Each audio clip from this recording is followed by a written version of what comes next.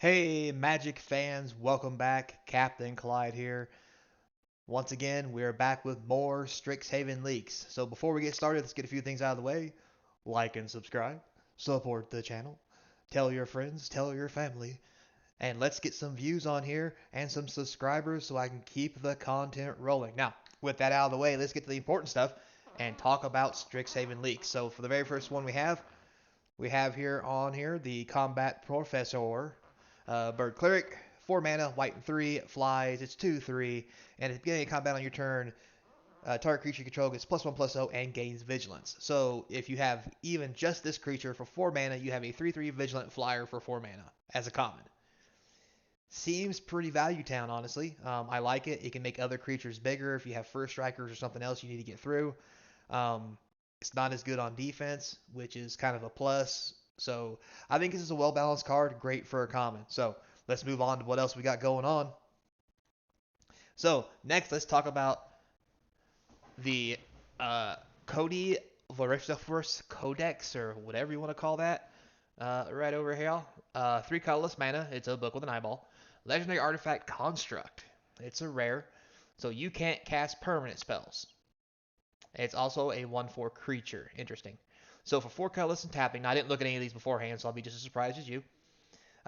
You get to add one of every color, and when you cast your next spell this turn, exile cards from the top of your library until you exile an instant or sorcery card with lesser mana value. So basically, you add mana, and when you cast your next spell this turn, you basically go through the top of your deck, just like a Bloodbraid Elf with Cascade, it looks like. Until the end of your next turn, you may cast that card without paying its mana cost. Put each other card exiled this way on the bottom of your library in a random order. So this is interesting. Until you exile an instant or sorcery card. So you can't cast permanent spells with this. So it means everything in your deck has to be an instant or sorcery, and it lets you cast instants or sorceries for free.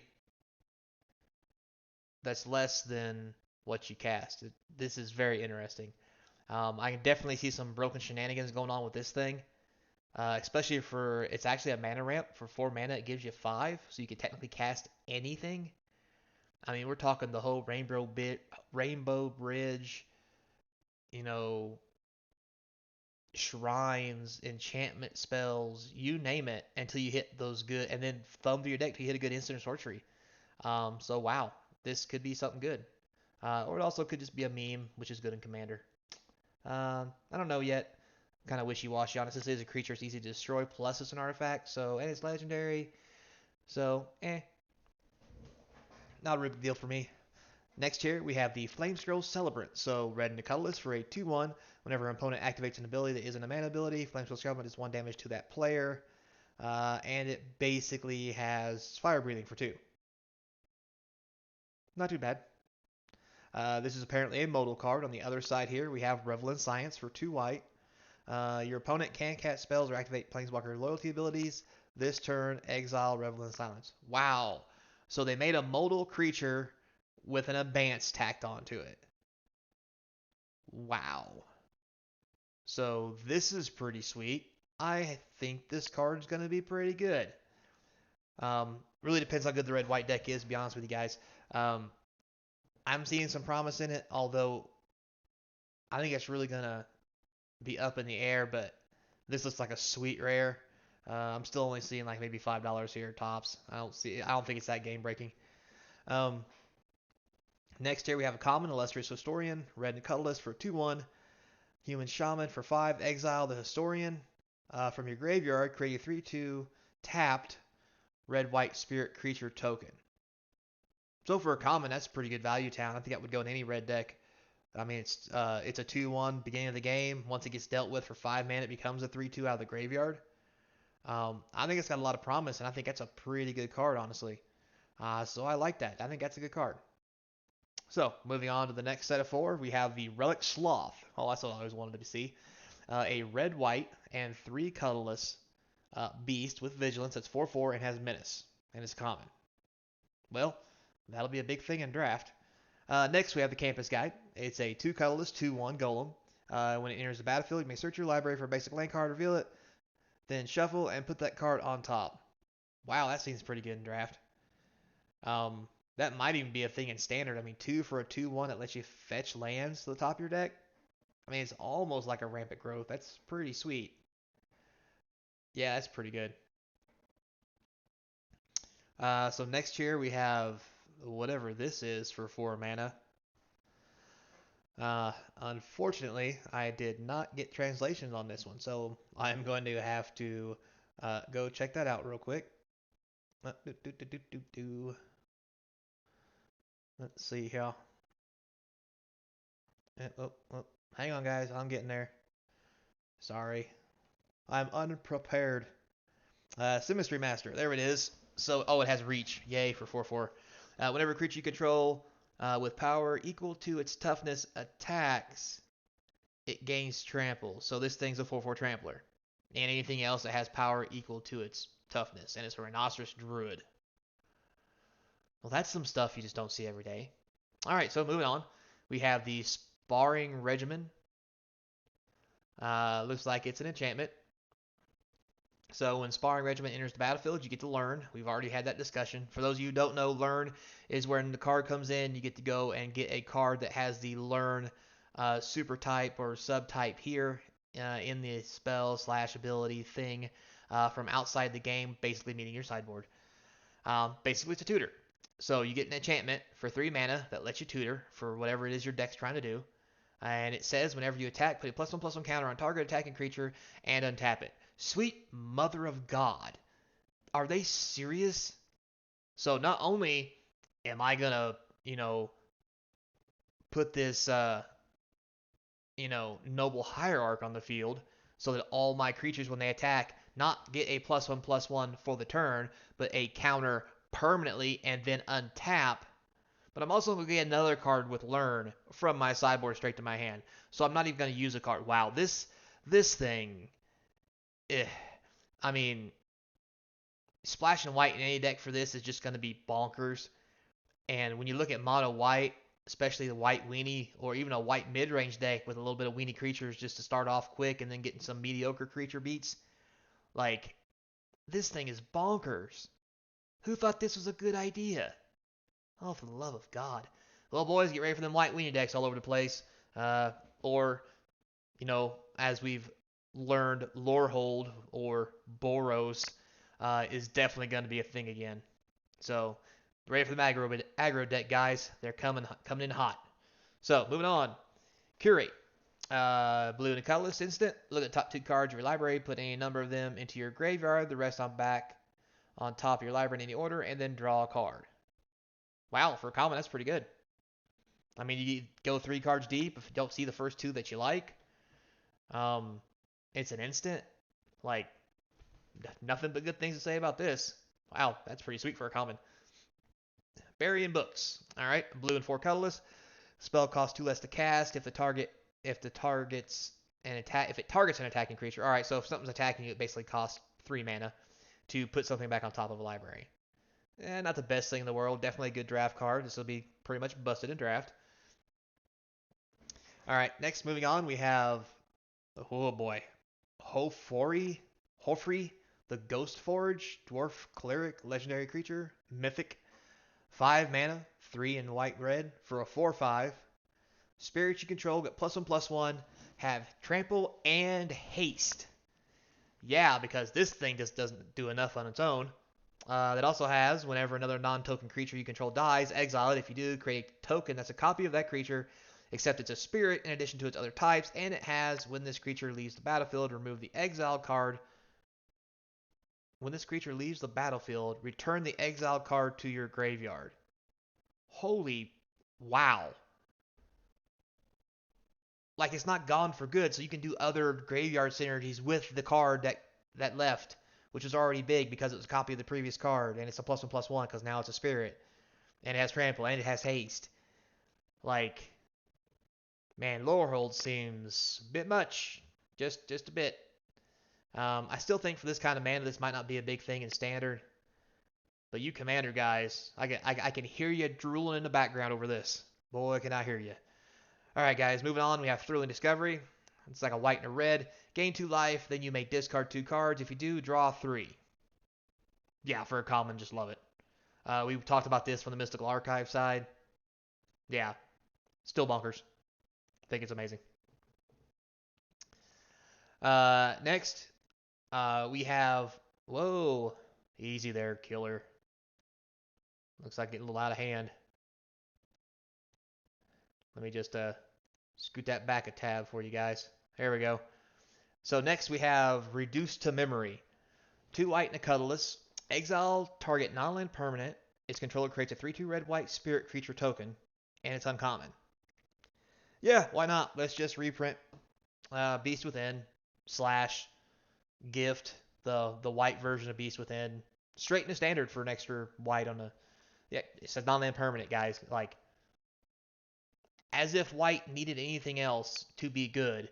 Let's give it a universal remove anything spell. Also, this is a lesson. You remember the other card that we got? That whenever something attacks, it gets a +1/+1 counter. It's an enchantment. When it comes into play, go fetch a lesson. Yeah, this is what you're fetching. 4 of these in the sideboard. Removal spell for anything. Go fetch as needed. No need to wait to draw it when you can just go fetch it. Sweet Jesus, this is going to get out of hand quick. Alright, guys, moving on. Heated Debate. Red and 2 colorless. It's an instant. This spell can't be countered. That's always cool. It's a common. Heated Debate deals 4 damage to target creature or planeswalker. It's okay. The whole can't be counter thing, I don't think it's a real big deal right now.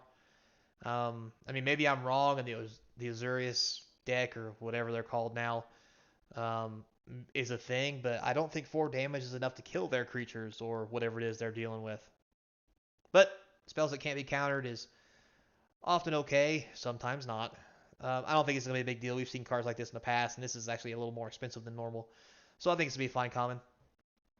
So next for the rare here, we have a Strict Proctor. White and a colorless for a rare. It's a 1/3. It has flying, because why wouldn't it? Whenever a permanent entering the battlefield causes a triggered ability to trigger, counter that ability unless its controller pays 2 colorless. Yeah, so let's give it another broken feature. So remember the last video, guys? Talk about some little hate bear action? Yeah, hate bears. Right here. This thing. And it flies. It's a 1/3. Hard to kill. But yeah, so I mean, is it going to be good in standard? Quite possibly no. But I can see this making some waves in modern. This thing could be good. So next, moving on, we have the Efreet Flame Painter. So it's a red and 3 colorless. It's a 1/4 free shaman. It's a rare. 1/4 double strike. Well, that always ends well. And it also, whenever a Flame Spitter deals combat damage to a player, you may cast target instant or sorcery card from your graveyard without paying its mana cost, because we need more of that shit in our life. If the spell would be put into your graveyard after that, you would exile it just like a Snappy Mage. I mean, at least it's 4 mana, but in standard, this is going to get out of hand. Not to mention it has double strike. So, I mean, if you pump this once with a 3/2 pump spell, if you infuriate this for a 4, make it a 4/6 with double strike, and you smoke somebody upside the head for 4 damage twice, and cast 2 spells from your graveyard that cost 4 or less that are instants or sorceries, yeah, nothing but completely out of hand. Yeah, this is going to be a thing. Not a good thing, but a thing. So let's hope this don't get broken, because, yeah, this could be real bad. Because especially with 1/4, not a lot of stuff killing that. So next, we'll move on to our next section. Let's see here. We have the Blade Historian. So 4 mana. It's all red or white. It's only a 2/3. And your attacking creatures you control have double strike. And it's a rare.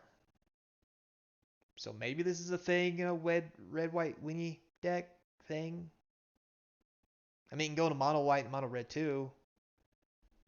But I mean, if I'm playing something in red, I really think I just want the 2/4 that just that adds extra 2 damage. Is double strike really necessary? I mean, the good stuff that already has double strike, like cleave and stuff like that, comes with double strike attached to it and trample. So like, Is this really need to be a thing? I don't know. Maybe those spirit decks will make something use out of this. But anyway, moving on. Once again, Spirit Summoning, 3 mana. It's a lesson. Make a 3/2 red-white spirit. So as a common, this is awful for 3 mana, but it's a lesson. So you can fetch it from outside the game. I see that happening a lot in draft when you don't have to put a card like this in your deck and you just go get it later. So yeah, red-white lesson decks in draft are going to be just absurd and very annoying. Next, reconstruct history. All right, we have a red, a white, 2 colorless, so sorcery, 4 mana. Return up to 1 target artifact card, up to 1 target enchantment card, 1 target instant card, 1 target sorcery card, 1 target planeswalker card from your graveyard to your hand, and then exile this card. Sweet Christ. Did it 1, 2, 3, 4, 5? Okay, so if everything goes well, this is a 4 mana draw 5 at sorcery speed. I would do that all day long. Like, yeah, I mean maybe I'm missing something, but that's a lot of return stuff to your hand. And it's an uncommon. Boy, I hope this don't get abused. I really hope this don't get abused. But anyway, in draft, this will be broken as heck because hey, look, I've dealt with all this stuff in your field. Oh, you picked it all back up. That's awful. All right, moving forward. So next we have the Elder Dragon from Lorehold. Velomachus Lorehold. Boy, what a name. Anyway, so white, red, 5 colorless. I've noticed a theme here. That's the same casting cost as Silver Quill. Anyhow, it's a mythic. Flying, vigilance, haste. Because why not? It's a 5/5. Why wouldn't it be vigilant? Why wouldn't it have haste? Why wouldn't it fly? It's a dragon. Whenever this thing attacks, look at the top 7 cards of your library. You may cast an instant or sorcery spell with mana value equal mana value less than or equal to this card's power from among them without paying its mana cost. Put the rest on the bottom of the library in any order. Oh Jesus, can we just get away from the free casting, guys? Like stuff like this is why people don't like playing Magic. The free casting thing, it's really cool and all, but there comes a point where it's just aggravating and you can't beat it. In draft, guys, I'm basically, hey, I have an Elder Dragon. Guess what color I'm playing? That's how that's gonna go. So anyway, moving forward, get past this broken card. Next, we have black uncommon called Go Blank. Black and 2 colorless. Target player discards 2 cards and exile all cards from that player's graveyard. So it's your basic mind rot with exile all cards from players' graveyards. Now, guys, I think that is a thing. Now, we've never had a mind rot that does this because basically they discard the 2 cards first and then you board wipe their graveyard.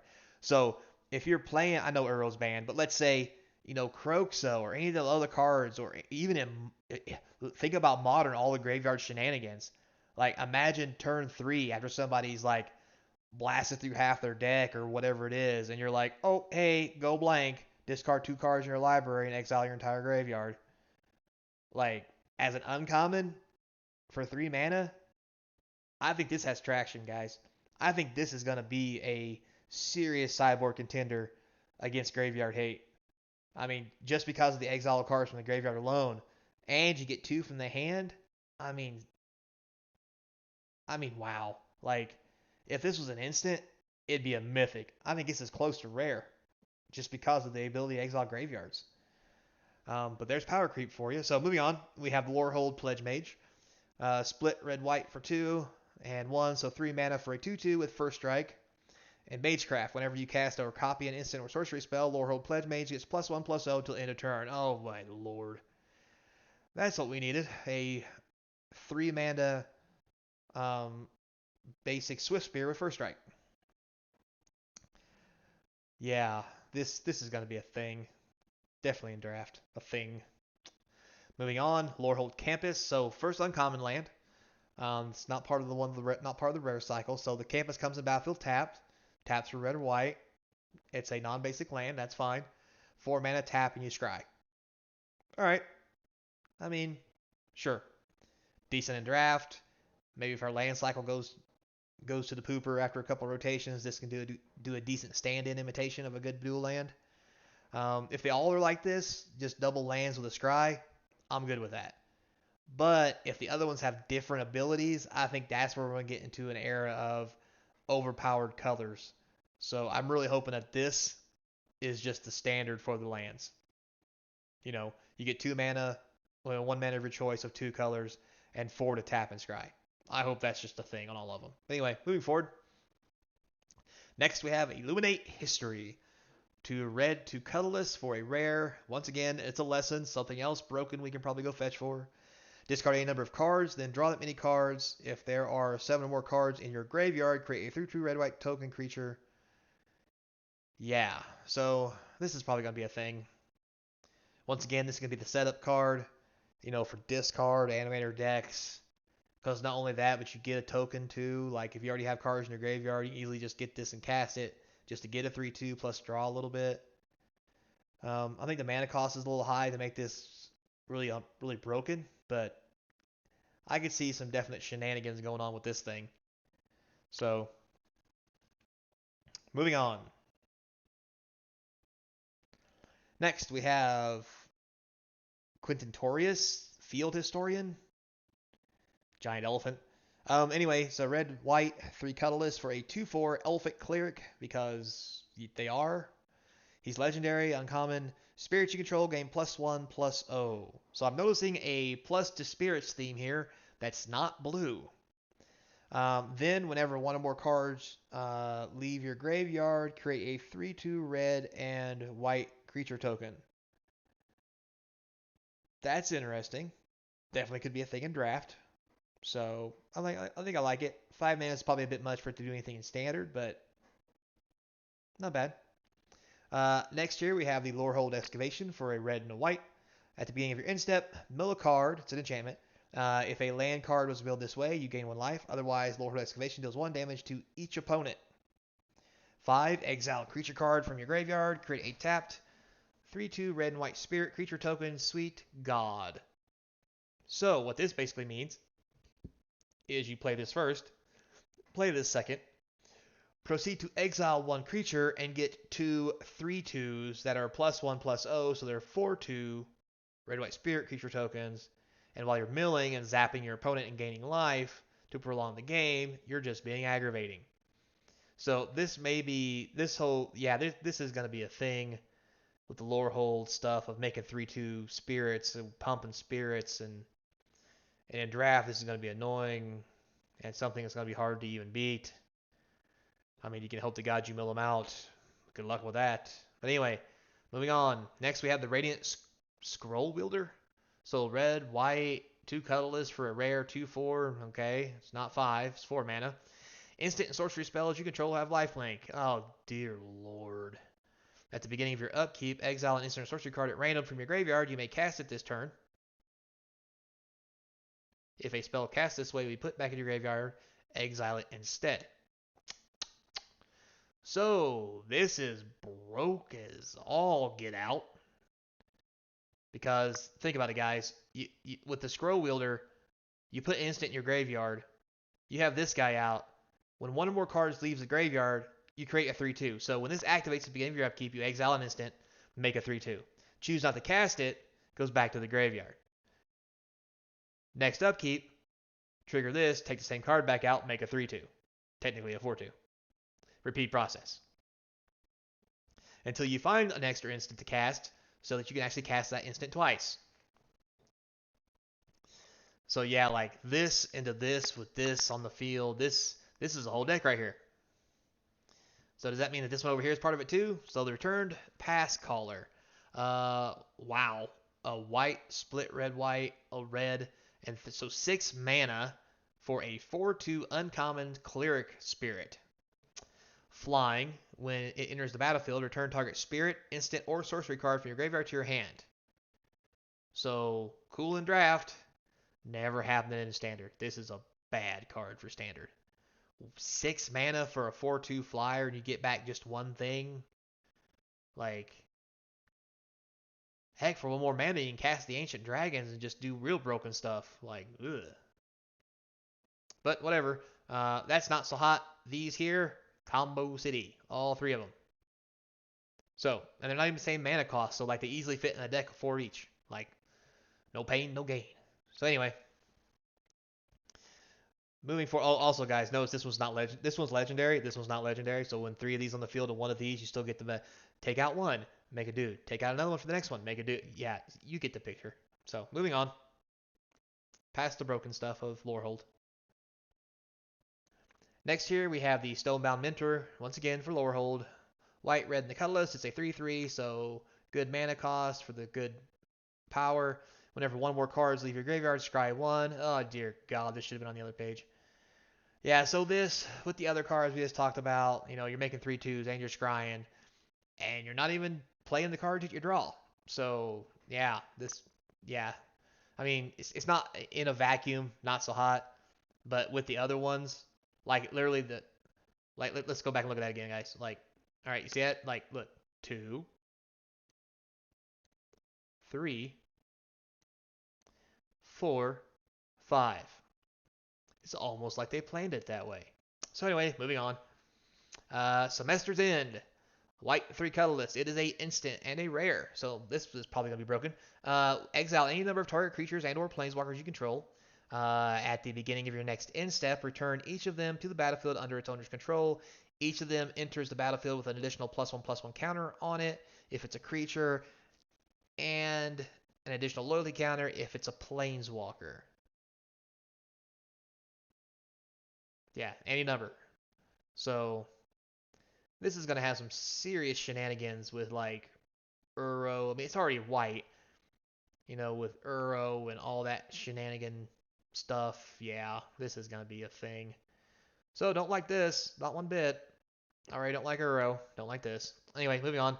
So Academic Probation, white and the colorless. It's a rare lesson, so this ought to be busted. Choose one. Choose an online card name. Opponents can't cast it. Spells with that chosen name until the end of the next turn. Choose target non-land permanent. Until the next turn, it can't attack or block, and its activities can't be activated. So a mini abeyance, kind of, sort of. Don't think it's great. I mean, it's probably going to be good because you can go fetch it with a lesson card out of your sideboard, but I don't want this to be a sideboard card in my sideboard. I want my sideboard to be cards that win, not cards that stall. Unless maybe I'm playing blue-white, but yeah, I'm not a fan of this. Moving on. Uncommon, Thunderous Orator, white and a colorless for 2/2 with Vigilance. Whenever he attacks, he gains flying. Till end of turn, if you have a creature, it has flying. Same is true for First Strike, Double Strike, Death Touch, Indestructible, Lifelink, Menace, and Trample. So this guy can just get bonkers. However, still just a 2/2. So probably not busted, but I'm sure he'll show up in some decks as a value creature. Moving on. So here we have a Dueling Coach, white and 3 colors for a Human Monk. It's a 2/2. When Dueling Coach enters the battlefield, put a +1/+1 counter on target creature. That's pretty sweet because that means this is for 4 mana, a 3/3, or at best, at worst, a 2/2 with something else getting bigger. For white, 4 colors, tap it, put a +1/+1 counter on each creature you control that has a +1/+1 counter on it.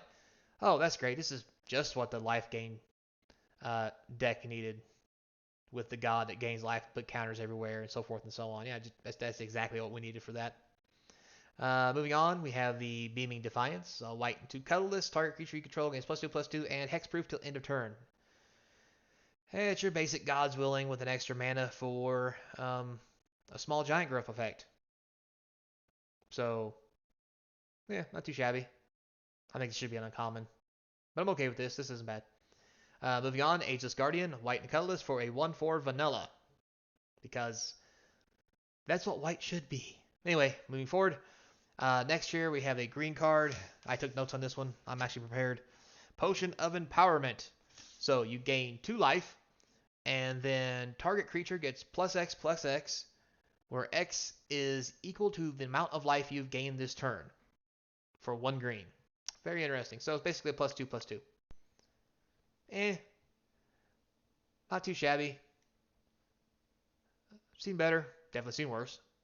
So, uh, with that said, guys, this is the last of the spoilers for today. So I appreciate you guys who actually stayed the whole time. For those who just clicked thumbs down and have already left, thanks for chilling for the first couple cars. Listen to me blather. For the guys that stayed for all this, Really want to appreciate you guys and say thank you again for taking the time to listen to me talk about this and go through these spoilers.